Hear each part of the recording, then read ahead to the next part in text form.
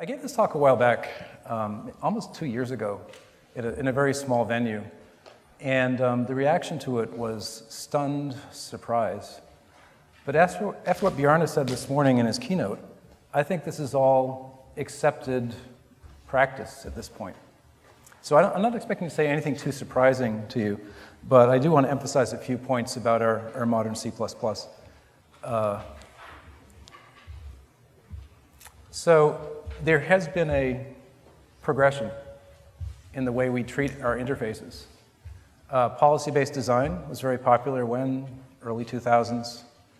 And that was a design technique that basically took well-understood engineering problems and identified certain decision points in a design. And then we reified those decision points. I love reification. It's a term from sociology that means take something that's insubstantial, give it a name, give it operations, so you can reason about it in a very concrete way. So when we were doing a well-understood design, we'd reach certain points and we'd make a decision. How do I represent this data? How do I respond to this event?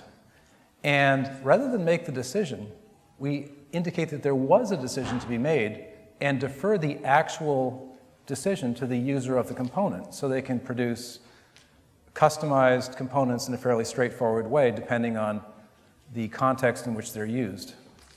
And if you remember Andrei Alexandrescu's modern C++ design, which did a lot of policy-based design, he focused on design patterns, which basically are well-understood engineering techniques that were customized according to the context of their application. And so policy-based design was a good fit for that. But there was one problem with it. It required an expert user to use it correctly. So we try to finesse that by having default design decisions that could be taken by a less experienced user. But things are getting more complex. Have you noticed? Remember the code you wrote 40 years ago? No? Okay. So what we'd like to do now is we tend to move our experience into our code instead of putting it in the interface. So we want to simplify the interfaces, but still have experienced adaptable code. And so we try to do an embedding of our knowledge into the code. And lately, at least before we have concepts, and even after concepts, we use SFINAE-based techniques to make our interfaces smarter or more natural. So this increased complexity, well, how do we deal with complexity in C++ or in any complex linguistic situation? Convention and idiom. The more complex the language, the more idioms there are, because idioms tend to simplify. They're like lower-level design patterns. They tell you how to create higher-level structures with lower-level components. So you can raise the level of discourse, speak, design, and communicate at a higher level, and thereby simplify your designs. So idiom is very important. And part of that is actually creating interfaces that express your intent very well. And one of the nice things about modern C++ is we have a lot of features that make this easy to do.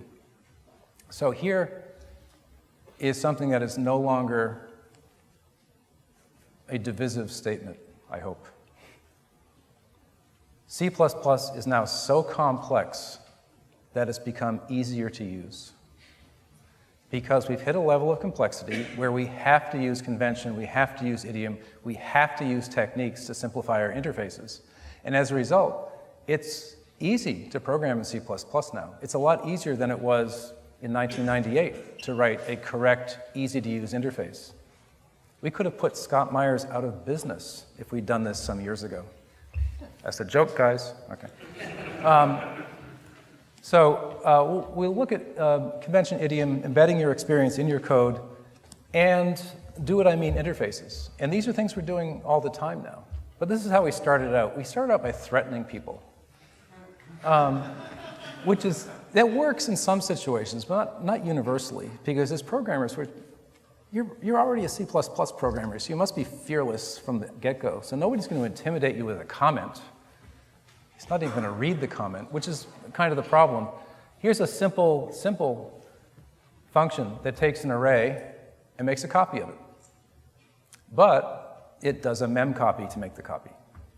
So of course, everybody knows, you go to somebody on the street and say, would you mem copy a string? They'd say no. They probably would, because they probably wouldn't be mem copying a string. This comment's not really helping us very much, because somebody somewhere is going to do something. So we decided to become totalitarian. We'd given up direct threats, and we're just preventing people from thinking in the wrong way. So we'll insert a constraint. And this is something we could do for decades. It's much easier and nicer to do it now in modern C++, but it's something achievable a long time ago. It just became fashionable more recently. Again, in response to increased complexity. For instance, how would this fail? Would somebody actually pass an array of non-mem copyable types to this? Well, yeah, but let's pretend they wouldn't. So how do we get a bug? Here's an observation from many years in the trenches. Most good bugs are team efforts. It requires cooperation from a number of people to produce a really good bug. So one bug here is hoping the comment is enough to dissuade people from sending something that's non-mem copyable. And so that's fine. The original user of this function might pass an array of structs that contain things like integers and doubles and arrays of characters, which are mem copyable. We can just mem copy those things and not worry about it. And then, I don't mean to offend anybody. All right, I do. What happens around mid-May every year? Your code starts to break, right? Why? Summer interns. Now, I will say that when I say summer intern, that's actually what's known as an ideal type in sociology. It's a role that you take on in certain social situations. And so we're all summer interns on a bad day. And so sometime around mid-May, or if you're behaving like a summer intern, somebody who doesn't even know about this code is going to modify that struct and replace that array of characters with a string. What's going to happen now? The code's still going to work. Why? Because the string has the small string optimization. It stores the string as an array of characters, unless it gets long. When do you encounter a long string? In the demonstration that's being broadcast to everyone on the planet. So you have broken code, you just don't know it yet. So a bug like that is a real team effort. So by doing this, simply by doing this, we are really improving the safety of our code. We're able to, after selecting this function, have a constraint on it. This is not a concept. This is acting after the fact. And that's fine. A lot of times, that's what we want to do. So we can make sure that whatever we're passing here is indeed trivially copyable. But that's not really good enough. What we'd really like to do is make our code experienced. We want to take all of our knowledge and experience and embed it in our code, making ourselves redundant. And, all right, never mind. So what are we doing now? This is really, really simple. We're just going to say, well, you know, based on my experience, if something is trivially copyable, I can do a mem copy. Otherwise, if it has a no-throw copy constructor, I can do this beautiful placement new. You have to love this statement. And just call the copy constructor for t and successively initialize previously uninitialized memory, not worrying about exceptions. And then, of course, what's the third case? Well, what if the copy constructor could throw an exception? So we'd have to take care of that. And at this point, someone should say, well, isn't there a standard library function for this? The answer is yes. But who's going to write that standard library function? So this code actually adjusts itself depending on properties of the type that is passed to it. And that's nice. And it works very well, provided that all of this code is mutually compatible. In other words, if this compiles correctly, this must also compile correctly. And that's not always the case. I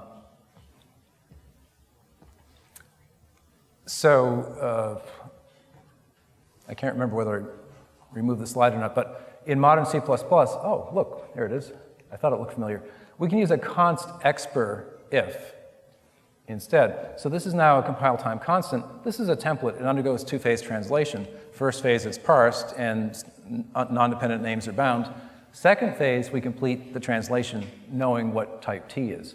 The nice thing about the const expr if is it will not engage in the second phase of translation in a path that's not going to be taken by this compile time if. So the nice thing about that is you can actually have mutually incompatible code in the same function and still get a correct translation. Now, this is something we could do by having a function forward, do a compile time algorithm selection, but this is much, much easier to write, and it's actually clear. A non-expert, somebody who hasn't been programming in C++ for 30 years can see what's going on here and can kind of guess what's happening. That's nice. So we're embedding our judgment in our code, and the more we can do that, the better. Okay, and so the interface is certainly simplified. We have a single function that copies an array, and the function itself asks relevant questions of its types at compile time and chooses the correct implementation based on our judgment. And that's good. So what is causing our interfaces to be potentially more complex? Well, those initializer list things showed up. I like initializer lists, but they're privileged. Whenever you match a function, an initializer list wants to come in at first. And if you looked at the, how many people like to read the standard before going to bed? Am I the only one? Oh, paisan. So if you look at the overloading section, there's a new paragraph. If it's an initializer list, call it, basically is what it says. So initializer lists can actually, if you modify your interface to take an initializer list, all of a sudden existing code starts behaving differently. So that's a very frightening thing. Things that were formerly calling some other constructor will now call initializer list constructor. Universal references or forwarding references or whatever they're called these days are really greedy. And if you try to overload with universal references, things become nuanced if you're feeling in a good mood, or disastrous otherwise.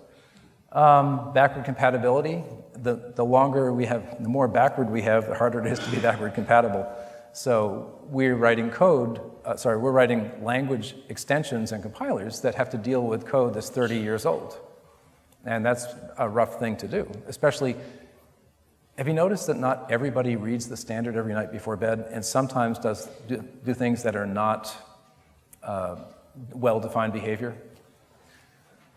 The history of C++ code is littered with entire projects that depended on undefined behavior and are now breaking because, they shouldn't have worked in the first place, or they weren't guaranteed to work in the first place. And overloading function templates are increasingly, there are more and more rules. There are some really fine-grained rules for deciding when one overloaded function is chosen over another, particularly in the presence of reference collapsing. It's illegal to actually talk about reference collapsing in this state. So this increased complexity is not in itself an advantage, but the presence of the complexity has actually forced us to become better programmers and better designers, to depend more on convention, and to pay even more attention to our interfaces. What have we gotten to help us with this? Well, a lot of people may not realize that design patterns actually was an architectural discipline. A fellow named Christopher Alexander and his colleagues developed design patterns in the context of architecture to build houses and so on. And they looked at traditional architectures like New England farmhouses and Maryland telescope houses and things like that. And they discerned that they were generated from a small set of patterns. And the patterns were customized depending on the context in which the building was going to be built and so on. Exactly what we do with our architectural patterns in software design. And there's one pattern I really like. Some of them are really important. How do you organize your town so there are fewer traffic fatalities? That's a good one. T-shaped intersections. Just remember that next time you design a town. But some of them seem minor, but they aren't. And one of my favorite is waist-high shelf. This is an actual pattern. So you're coming home with your groceries. You unlock the door with your teeth, or you leave the door unlocked, whatever, depending on how brave you are. You kick the door open, and then you're in with your groceries. What do you do? Put them on the counter. The counter's not waist-high. Yeah, you want to have a counter or something like that. A temporary place to put things when you come in the door. What happens if you don't? Can you still achieve your goal of getting those groceries eventually where they're supposed to go? Yeah, but it's a whole lot harder. You'll drop everything, you'll step on your eggs, whatever. And so little tiny conveniences like that are important. And they're not important just in and of themselves. It's nice to have that waist-high shelf, but there are other patterns as well. One of my other favorite patterns is the Zen view pattern. When you enter a room, from a certain position in the room, there should be a view on something that stills your mind and makes you calm. And so you come in, you look out the window, and there is a tree that you like, or your neighbor's window, or something, whatever you see. And together, they actually leverage off of each other. These patterns, anybody who's used design patterns in design know that patterns leverage off of each other to a very great extent. And it's amazing, it's remarkable how much a small amount of code that's designed with nested patterns can accomplish. It's almost, speaking theoretically, I hope I'm allowed to do that, it's almost as if a lot of the complexity has been moved from the code to the ether of the design space, so you have less code to write. Well, anyway, the same thing happens here. Waist-high shelf combines with Zen view to give you a much better experience, and it probably makes you more efficient and relaxed, whatever, for the rest of the day. And the same thing for a lot of these things. Going from C++11 to C++14, C++14 was advertised as minor improvements. There's nothing minor about return type deduction that makes your life so much easier. Just look at corresponding C++11, C++14 code without return type deduction. But then you throw in a C++17 thing, which seems minor.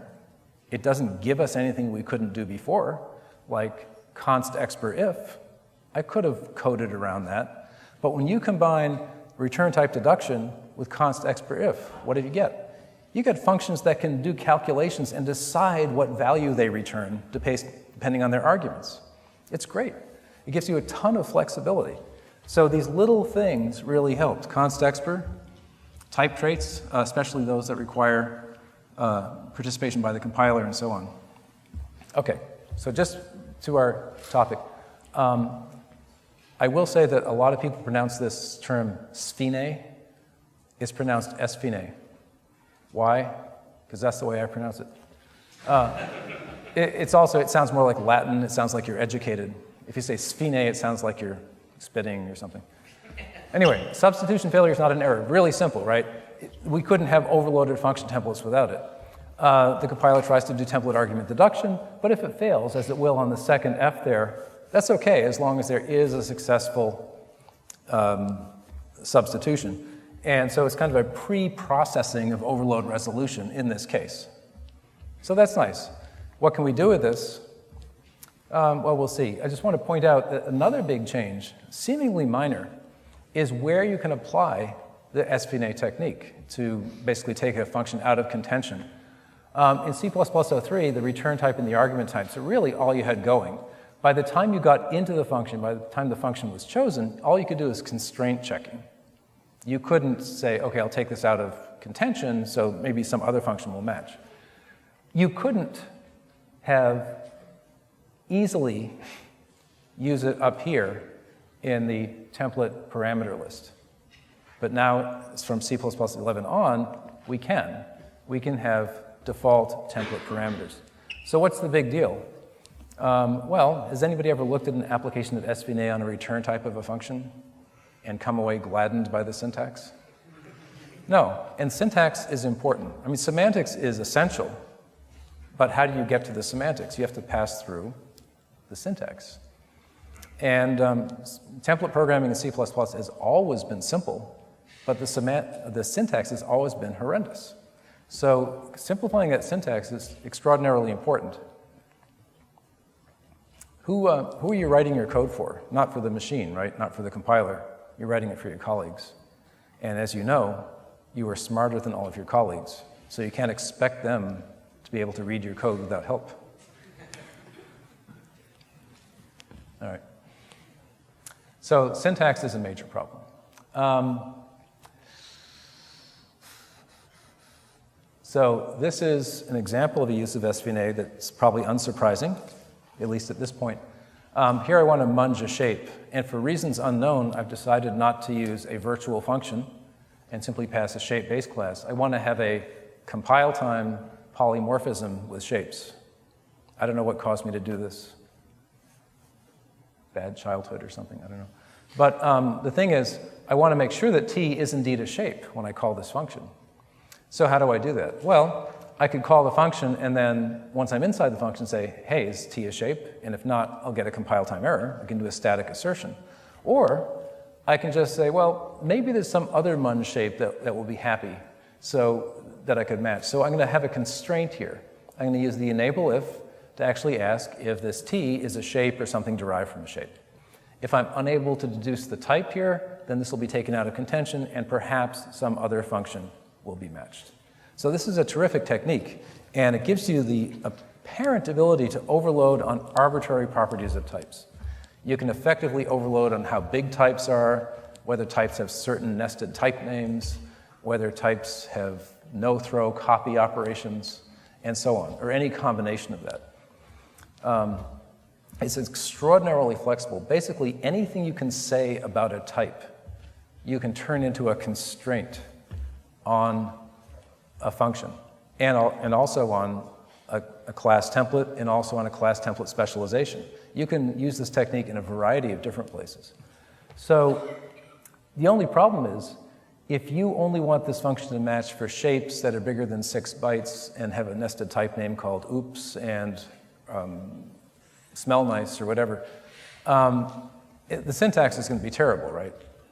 Nobody's going to understand what you're doing. So usually what we're going to do is use another one of these waist-high shelves that has been provided for us, this template typedef. And we're going to have it using, and we'll define isShape to be that whole mess we just saw before. Now we never have to write this again.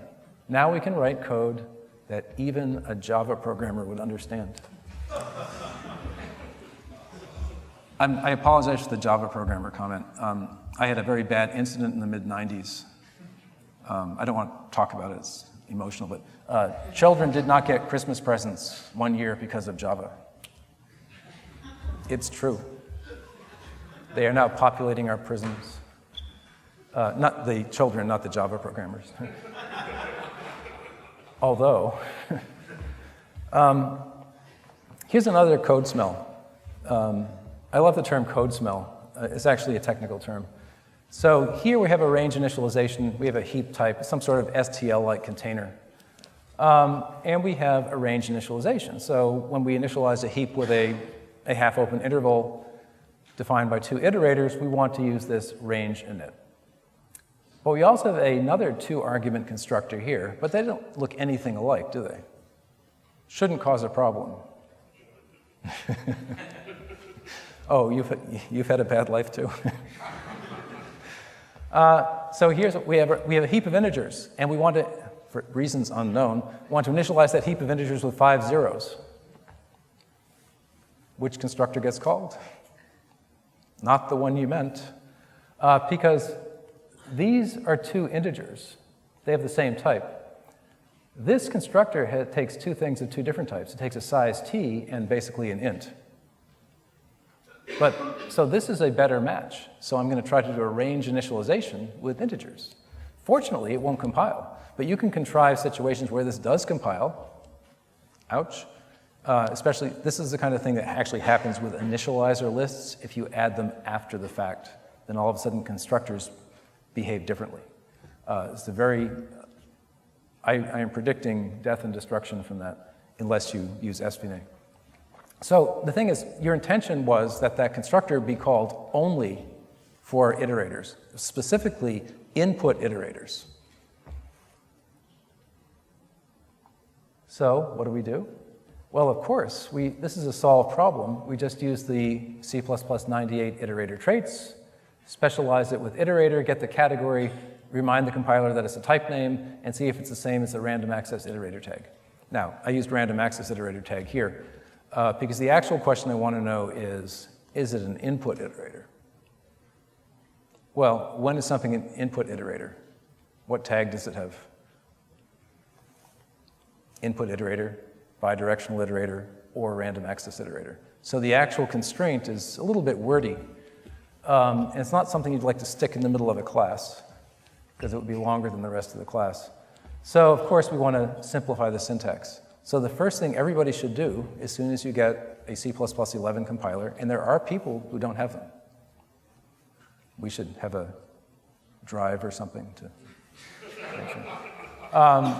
So we can define category as a simplification of getting the iterator category, and then we can define things like is exactly random access, is the category random access iterator tag, and continue in this fashion until we have something like, is it an input iterator? Well, it is if it's exactly an input iterator or is a forward iterator.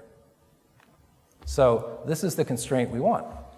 And this is true thing is just something I wrote because I got tired of writing the same thing over and over again. It's not standard. And a final syntactic cleanup, we're going to use enable if, but we're going to simplify it. This is now no longer a simple true or false constraint. This is an exists or doesn't exist constraint, which is what we want for an SFINAE check. So with that in place, we again write code that says precisely what we mean. This is what I meant. I meant only call this constructor if in is an STL-compliant input iterator. And that was what I wanted to convey. And now that's what my interface is saying as well. Let's just do one more example. And here's something, if Scott Myers were here, he would just fulminate looking at this code. He says like 26 times in his new book, which is, it's a good book. I can't believe I said that in public, but it's good. It's an excellent book. That was not a slight against Scott. It's a slight against my book sales. Okay. So he writes books. That's the problem. Nobody knows. My wife bought a copy. We're overloading with a forwarding reference. I like the term universal reference, which is Scott's term, because in this case, that's the problem. This reference can accept anything at all. So my intent, what were we thinking? Why didn't we listen to Scott? Well, you shouldn't listen to Scott completely. You should listen to Scott for danger points and then maybe circumvent his advice some way or another. So here, our intent was, well, I have an X that's been specialized with T, so this is not a universal reference. This is just an R value T. And here's an L value T. And what we probably meant was, well, if it's not a T, then we like to handle that operation this way. Make sense? That's probably what we intended. But not everybody has a copy of Scott's book. If they did, they would simply say, okay, we're going to call this operation 2 instead of operation. We use a different name. But the trouble is, I'm sorry, I have to catch. I'm going to ask you to believe me that this is going to cause all kinds, I'm sorry to say believe me in public like that. It won't happen again. Have I mentioned that my wife is a politician? It's okay. Believe me. Okay. Yeah. The trouble is, this greedy operation will sometimes seize arguments that were intended for this. In particular, if I were to pass an L value T that is not constant, which function is it going to match? It's going to match the universal reference. Very surprising. You don't want to surprise programmers. They're not happy with surprises. Okay, so what were we thinking? Well, what we were thinking is, well, we only meant to call that if the S is not similar to T. Well, let's define similar. Similar is the same if you decay two types and if they're the same type. So decay is a wonderful thing from type traits. It basically says, what is the essential nature of this type? Sounds very deep. But basically, it strips off references and unnecessary qualifiers like constant volatile, and turns arrays into pointers and functions into pointers. And then basically strips the object down to its essentials, what you get if you were to pass it by value. And then we'll define not similar to be if S and T, these two arguments, are not similar. In other words, when I decay them, if they're a different type. And with that in place, I can actually state my intent. I only want to call this function if S is not similar to T. And I've stated my intent clearly, and now I have a do what I mean interface. Now, this is not necessarily the ideal solution. The ideal solution is to call this operation something else. But there are cases where you have this kind of overloading that you'd really like to work. As always, syntax is a problem. What about self-identification? Here's one thing that I really like about the new STL, transparent function objects. Isn't that a great name? I have no idea where that comes from. There are certain things in the standard you just wonder what they were thinking. I mean, logically sound stuff, but they call function objects transparent. And since 1998 standard, there's been a section, 3.2, correct me if I'm wrong, where there are two just random character strings. One is Studebaker, the other is vivisectionist. I've never had a satisfactory explanation as to why those two identifiers were chosen. And it's probably not pretty. Maybe a summer job somebody had, I don't know. So the point is that some function objects can identify themselves as transparent, meaning that they can pretty much compare or be operated on anything. So here's a less that can compare anything to anything, provided that there's an appropriate less than operation. And this turns out to be really handy. We don't have time to go over all the details, but it basically makes all those tricky things you've been doing with vector over the years apply to things like sets and maps and other containers you want to be clever with. But the point is, this function object is advertising that it has that capability. This is an advertisement. I am a transparent function object. Why transparent? I would have called it is flexible or something, but it's transparent. And the nice thing is that set now will alter its interface based on the properties of the comparator that you give it. If that comparator is transparent, you get a whole new lower bound function that lets you do a lower bound binary search, not with the key type, but maybe something that's like a key. Maybe if the key type of your set is a structure that contains 500 data members, but you're only sorting it on the first one, you can do a lower bound with that first data member, provided you can compare that to the entire set. So basically, here we have a cooperation between two types. We have a function object that's volunteering, that is transparent. We have an interface that is willing to talk with such an object and augment its interface depending on whether that object is present or not. I think that's wonderful. These are, I call them distributed organic interfaces. And thankfully, that acronym doesn't spell anything unpleasant. So again, now we have these interfaces in this ecosystem, and they are talking to each other. Transparent function objects are talking to containers. Containers are asking questions of their function objects and doing what you mean if they are able to cooperate. Here's another example. I do a lot of work with Dan Sachs, who you may know, C++ expert. And he obsesses about enums a lot. I wouldn't say obsessed, but he does a lot of hardware-level programming, and so there are all these enums all over the place misbehaving. And he wants to tame them, and so he came up with the idea of an enum container that behaves like an STL container. And you can do things like iterate through it and so on, compile time iterations and all kinds of clever things that hardware people like to do.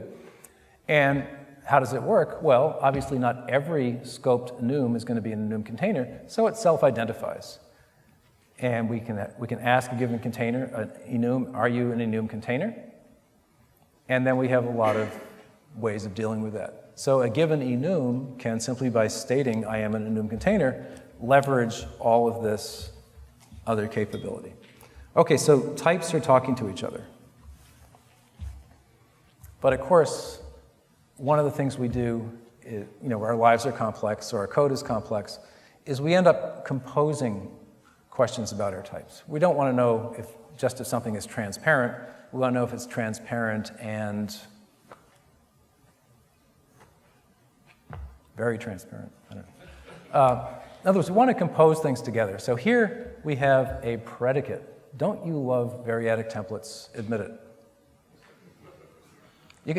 You're among friends. You can talk about it now.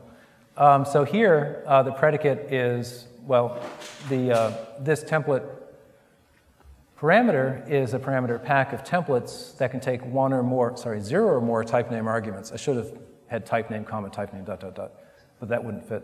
And we want to compose them together. So this is easy to do. So I want to do things like this. I want to compose is class, is transparent, is big. I just made that one up. And that's the meaning of happiness, actually, for a type. And then I can assert that a given type is happy. And if it's not, we can have a compile time error. And so on. We can also generate a similar enable if, an SFINAE requirement, and only call functions with happy types. Okay. Most of these slides are written after midnight. So, how do we implement this? In the interest of time, I won't go into great detail, but we could use a first rest. This is how we've been doing recursive template specialization. Basically, we process the first element, and then recursively process the rest of the elements until we run out of elements. So that's nice. That's a nice recursive way of handling things. That's the way we dealt with type lists. But now we can do things like have a const per function to do this evaluation for us. Or, this is my favorite one, you can use variable templates with fold expressions. This is the hot off the presses technique. C++ 17. Now, variable templates are C++ 14, fold expressions are C++ 17, but look how little code I have to write these days. If this is not a waist-high shelf, I don't know what is. This is, you're coming home and the bags break and everything falls on the floor, but you still get things done. This is, you have one shelf, big enough for one bag. This is a waist-high shelf. This is going to make your life easier. And not only that, but it's very easy to work with these variable templates. So I can create another variable template that's a composition, and I say satisfies my needs, consists of, well, if T is signed and is a pod, but is not polymorphic and is not an array, then that satisfied my needs. That's very easy to compose. And now I can write something that actually makes sense. But that's not good enough. Never satisfied, right? I want to be able to write arbitrarily complex predicates that anyone can read. All right, any C++ programmer can read. So we're going to, I was quite smitten by type lists. I don't know about you, but when I saw type lists, I thought they were very clever and lots of fun. And I spent a lot of time doing that instead of making a living and so on. What I'd like to do instead is to have trees. But I don't want to have trees of types. I want to have trees of templates. So I want to create template trees. And it turns out, with modern C++, this is trivially easy to do. So the idea is I want to create template trees that represent a complex constraint. So I want to be able to write something as simple as this. If pred1, pred2, and pred3 are templates that are used as predicates over types, I want to be able to combine them together in a very reasonable, simple way. I want to create an abstract syntax tree and evaluate it. But this has to happen at compile time. It has to be free. If it's not free, I'm not interested. So let's just do this quickly. The code's available on my website with accompanying verbiage. I'm going to have a base class. This is a type predicate. This is the base class for every AST node. And we're going to do something like this. Here's my AND structure. This is a literal type, because notice the const expr constructor and the const expr eval. All the compiler-written members are const expr and trivial. And what this does is it simply remembers the types of P1 and P2, and then when you call eval, you get a compile time result that tells you whether P1 is true and P2 is true. You can do the same thing for OR. And of course, we don't want to actually write function call style notation, so we're going to overload operators. So I'm going to overload the AND operator. People ask me why didn't you say overload and or? Is anybody thinking that? I know you were. Because I like exclusive OR. It's my favorite operator, and there is no exclusive OR operator. So I decided to use the bitwise operators for this. All right, it says something about my personality. Okay, so the idea is we are going to now have a compile time way to easily construct a tree of templates. And the nice thing about the const expr functions, they're terrific for computing values that you can then use in runtime code. But the nice thing is they're also good at computing types with no guaranteed artifacts littering your code and actually occupying space or whatever. They're a purely compile time phenomenon if they're called properly. And so I'm using these functions to compute types instead of values. And very often we think in the opposite way. Here's our unary operator not, which is fairly simple and straightforward. All right, so the point is we can create these syntax trees. And we have an ID type as well, which is a predicate. And we initialize it. In this case, it's a somewhat limited initialization. It takes a single type name argument. And I'm omitting some examples. Not all interesting predicates on types are unary. There are interesting binary predicates as well, and n-ary predicates. And it's very easy to create binders where you can actually bind predicates to produce single argument predicates from two argument predicates and so on. Okay. And you can also take the effort if you want to translate the type trace library, so you have available ispod, for instance, for a standard ispod and so on. So this makes it convenient. With this in place, we can do things like this. I can define my needs. This makes no sense whatsoever. But my needs are, I need my types to be classes and either pods or not polymorphic. Exclusive OR is shape. I don't even know what that means. But the point is I was able to write it easily, and presumably it means something because those are my needs. Your needs are different. Your needs are worse. So we each have needs, and they're hard to satisfy. Is this describing anybody else's relationships? Okay. And we want to be able to evaluate them. Obviously, I can evaluate my needs by calling the eval function with some type. This will produce a compile time result for me, which is nice. But a little syntactic sugar is a good idea. So I'm going to provide a constraint function that produces a compile time result, and I'll have an SFINAE constraint as well. So this guarantees a true or a false result. Very good for static assertions. This one will give me a void or not, which is great for SFINAE, the most common manifestation of SFINAE. And with that in place, I can actually specify my needs. I can see if T is constrained to my needs, and if not, I can complain. And I can do a complex SFINAE exclusion of a function that doesn't meet both of our needs, however those needs are defined. So this is arbitrary complexity, and it's fairly straightforward. Again, this is not giving us any additional capability, but it's making it likely that A, we can easily and efficiently write these complex constraints, and B, that people can actually understand our code, which is always a plus. The trouble is this doesn't work. Oh well, because I wasn't careful. I overloaded ampersand, but you know, other people are doing this too. And this could actually interfere with other people's code. I may capture by accident somebody else's intended use of ampersand.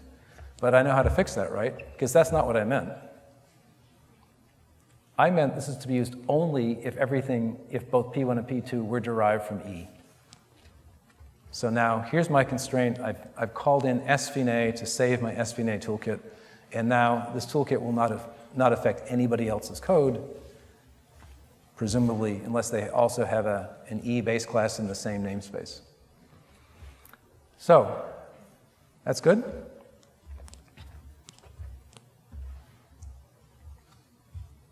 So, in short, almost in conclusion, our designs are getting more and more complex.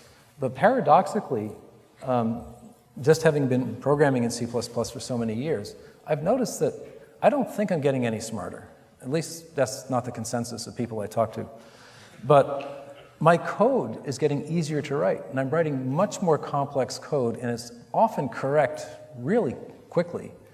And one of the reasons is I'm embedding my knowledge in the code, such as it is. I'm checking constraints statically whenever I can. I am using higher level interfaces, do what I mean interfaces, and shamelessly using SFINAE to eliminate functions I'm not interested in. I lie in wait searching for a convention whenever I can find it. And if I can find something conventional, even if it's unpleasant, I will use it. And as a result, my code is becoming simpler. We've always, in C++, because C++ is a significantly complex language, relied on convention. And when I teach beginning C++ students, I like to give the example of the making new friends idiom. The making new friends idiom is the one you use when you have a class template with overloaded binary operators and you want to get a user-defined conversion on the left argument. All right, it comes up. How do you do that? How do you fix it? How do you solve that problem?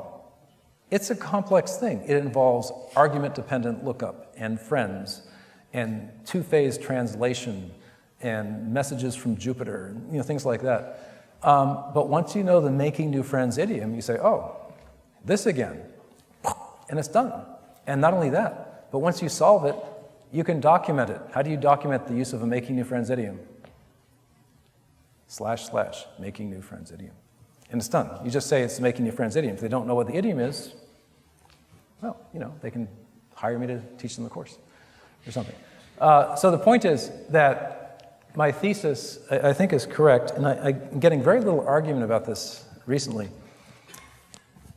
C++ is getting easier to use. It's getting easier to teach. It's more complex, but the complexity has been controlled by C++ itself. It's almost as if it's an emergent property of the complexity of the language. And until we reach that level, it was not quite so easy and straightforward to use. But we are, I don't know how you feel, but I've been very energized ever since just before C++ 11 was approved. There was a long period of years in there where I was kind of slogging through my C++, doing the best I could, but now it's a very exciting time. We're going to be doing some very, very interesting and useful things with C++. And I am very happy that this is my native language when I program. And it's been useful in so many different contexts, from writing code to bare metal hardware, to trading derivative securities, to writing compilers. The same language, sometimes with different subsets, has been absolutely satisfactory, and I couldn't be more pleased with all these new language features. So, thank you.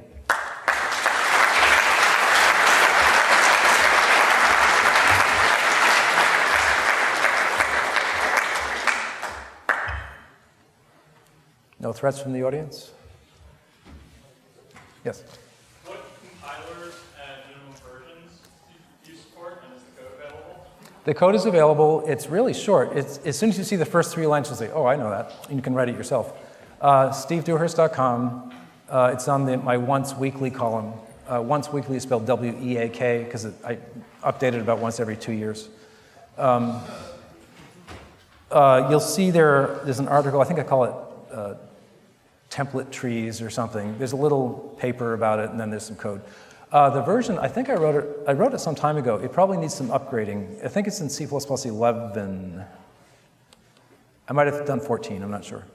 But yeah, you can probably find ways to improve it with some of the nice new features in 17. Yep. I've implemented something similar to what you described here, and I really like it. Yeah. But the problem I found with it was claim defeats all efforts to make things easier. It pointed me to wherever enable if is. It points you to enable if? If I get an error, it says, Oh. and you couldn't enable it here, and this is where your error is, so please fix it. And I have to trace through, like, Yeah, that's hard. Yeah, so yeah, this is always the problem, especially when you're teaching a new student, someone who's used to a less complex language. They'll be using a template and they'll get an error in the middle of the standard library somewhere. And that's a problem. So what do? Well, concepts. But aside from that, I mean, concepts are going to solve, disease and things like that. I mean, they're great. But in the meantime, I'm a big fan of using static assertions. And it seems like you're making the problem worse. If you have a static assertion at various points in your code, you're saying, well, I'm already getting 26 pages of error messages. Why would I want another error message? Answer, it's the only one you'll recognize. And so if you use static assert liberally in your code, when I say liberally, it's not a political statement. When you use it liberally in your code, it does really help, because you'll find this needle in the haystack. And that's the best practical advice I have right now. We all know how to debug really bad template problems. The usual thing you do is, clear your mind, take the lotus position, put your hands over the keyboard, and hope the answer comes to you. Last resort is to actually read the error message. But if you do read the error message, it's nice to see one of your own messages in there somewhere that will help. It saved me a lot of time. But again, the nice thing about concepts, when they're widely available, is that they'll catch that error early in many cases. But we're still going to always have the, what does Van der Voort and Jesutis call it, the error novel that you get from templates? Yeah, but that's why we have job security right now. Yeah. Mr. Peckus. Yeah, I wanted to hear, so I'm going to make a comment, I wanted to hear kind of your opinion on this, because my thinking was evolving toward kind of what you were presenting on this, and then on this way I ran into some speed bumps I wanted to hear and how to deal with this. And like I was preparing for my talk, this writing code examples, and I wrote some very C++, 14-inch code for some concurrence, and I had iterators and smart pointers and other stuff, and the function was always derived the right type, and auto always gave me the right thing. Didn't have to worry about using the right type anywhere. Yeah. I was amazed at how easy it was to write. Yeah. And then I also wanted to benchmark it against some code I found on the web. And I took their code, and it was also very C++ 14 code, and it had the same things: iterators, smart pointers, reference counter pointers, and so other things. And it was also written in the same style. And I was amazed at how hard it was for me to understand what was going on in that same code. Yeah, that's a very good point. And the only negative side effect of having all these great new features is we don't know what's conventional yet. I just gave a 2-day template programming tutorial, and I say, and here's how you do this. Here's another way. Here's the third way. There are 5 or 6 ways to do everything, and we don't know what's conventional yet. So we don't know what we're deviating from when we do something differently. So I suspect that is something that will be cured over time. The question often arises, well, where do idioms come from? We create the idioms. We create them. Actually, Fedor does. He creates all of them, and then they spread throughout the universe. But it's very Darwinian. A successful idiom that solves problems, that facilitates communication, that makes code understandable and simple, is shared. The same way design patterns are. And eventually, it takes over. And then the nice thing about idioms, of course, is they modify over time. They adapt themselves. I've always thought that, if you think back at various languages that were very popular and very useful and very well designed in a given time, eventually died away. And it's not that the language got worse, it's that the problems changed. The problems that it solved changed. I think C++, I would like to talk to Bjorn about this. I don't know if it was intentional. It possibly was. But C++ language is a substrate. We don't really program in C++. We program in C++ idioms. The language evolves very slowly, but it's a very rich collection of of features that we combine and make idioms and use at that higher level. And I think that is what ultimately makes C++ easier to use than some more simple language. We all speak a natural language more or less correctly, although I've been criticized on that. And natural languages are infinitely more complex than even a language like C++, but none of us has any problem with it. And part of that has to do with idiom, part of it has to do with knowing the structure that overlays these atoms that are our words and whatnot. Enough theory. But I think that particular problem is going to be less severe as we decide what is good practice with the new features. That could take years. Yes? Just a comment from previous question. I think there was a talk a couple of years ago called portable static asserts.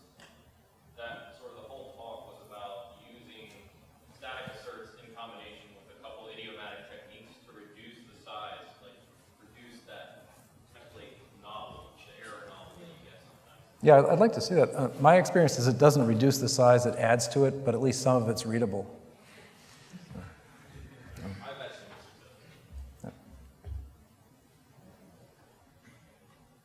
Okay, there is a piano here if anybody wants to. I was told to announce that. I should have announced it at the beginning. It was just tuned. Okay, thanks for coming.